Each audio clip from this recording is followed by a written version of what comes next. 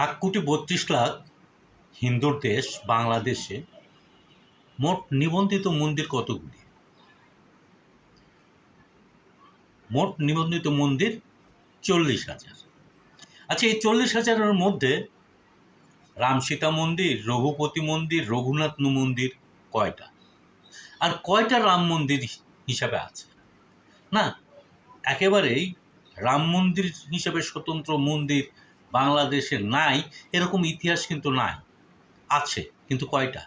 কয়জন জানে? বাংলাদেশে একটা সময় সবচেয়ে বেশি পূজিত হতেন কালী। তাদের বার্ষিক পূজা বা শ্রেষ্ঠ পূজা বা সবচেয়ে বড় পূজা ছিল কালী পূজা। কিন্তু কালের বিবর্তনে সেটা ঘুরে এসে ভর করেছে দুর্গার উপর। দুর্গা এবং কালী বারোয়ারিভাবে খোলা জায়গায় পূজিত হয়ে আসছে যুগ যুগ ধরেই।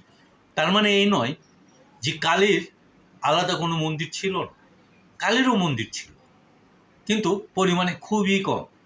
তবে বিভিন্ন বিভিন্ন জায়গায় বড় বড় বৃক্ষের নিচে একটা পাথরকে দাঁড় করিয়ে দিয়ে বা শুইয়ে দিয়ে সেটাকে কালীর থান হিসাবে বর্ণনা করা হতো এবং পুজোও করা হতো। আর রাম একা কখনোই আসেননি, কারণ রাম তো প্রেমের দেবতা, উনি প্রেম বেলিয়ে বেড়াবেন। এখন বাংলাদেশে যদি কেউ মোদির প্রেমে উন্মত্ত হয়ে মানে হিন্দুত্ববাদের রাজনীতিটাকে ধারণ করে বা মোদির হিন্দুত্ববাদের, স্পেশালি বলা ভালো, মোদির হিন্দুত্ববাদের রাজনীতিটা ধারণ করে সাম্প্রদায়িকতা উস্কে দিতে চেষ্টা করে, সেটা কিন্তু দোষের মধ্যে পড়ে বলে আমি মনে করি না। কারণ ওটা তো প্রেম। মোদি প্রেমে দিওয়ানা তো কেউ হইতেই পারে, যেমন সীতা প্রেমে দিওয়ানা হয়েছিলেন রাম, সেটাতে কোনো সমস্যা নাই। আর প্রেম তো পবিত্র, প্রেম তো কোনো স্থান কাল পাত্র মানে না, মানার কথাও না। আপনি ঈশ্বরকেও প্রেম করবেন, তার জন্য দিওয়ানা হবেন, আপনি ভগবানকে প্রেমের করবেন, ভগবানের জন্য দেওয়ানা হবেন, আপনি আল্লাহ প্রেমেও তেমন দেওয়ানা হতে পারেন। ঠিক তেমনি আপনি যদি কোনো মানব প্রেমে দিওয়ানা হন, তার মতবাদকে আপনি ধারণ করে দিওয়ানা হতে চান, তাহলে দোষ কোথায়?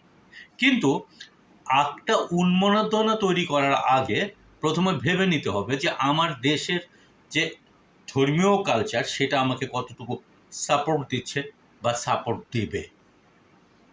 এখন যদি আমরা মোদির প্রেমে উজ্জীবিত হয়ে ফানাফিল্লা করতে চাই, তা হয়তো করতে পারি, তবে সাম্প্রদায়িক সম্প্রীতি সেটা নষ্ট করবে, এ বিষয়ে কোনো সন্দেহ নেই। কারণ ভারত যেটা করছে এখন তার বিভিন্ন প্রদেশে বা অঞ্চলে সরকারি মদতে, সেই কাজটি এখানে যদি কেউ করতে চায় অনুরূপ কাজ, তাহলে তো করতেই পারে। কিন্তু এটিকে জাতি কতটুকু গ্রহণ করবে সেটা ভাববার বিষয়। শুভেন্দুর চাইতে বড় ডেডিকেটেড মোদিপ্রেমী কেউ নাই পশ্চিমবঙ্গে। শুভেন্দুকে কি পশ্চিমবঙ্গের মানুষরা গ্রহণ করছে? সেই বিষয়গুলিও মাথায় রাখতে হবে। আপনি ধর্ম পালন করবেন, আপনি মন্দির প্রতিষ্ঠা করবেন, তাতে বাংলাদেশে কোনো বাধা দিবার কোনো জায়গা নাই, অন্তত রাষ্ট্রভাবে তো নাই। তাহলে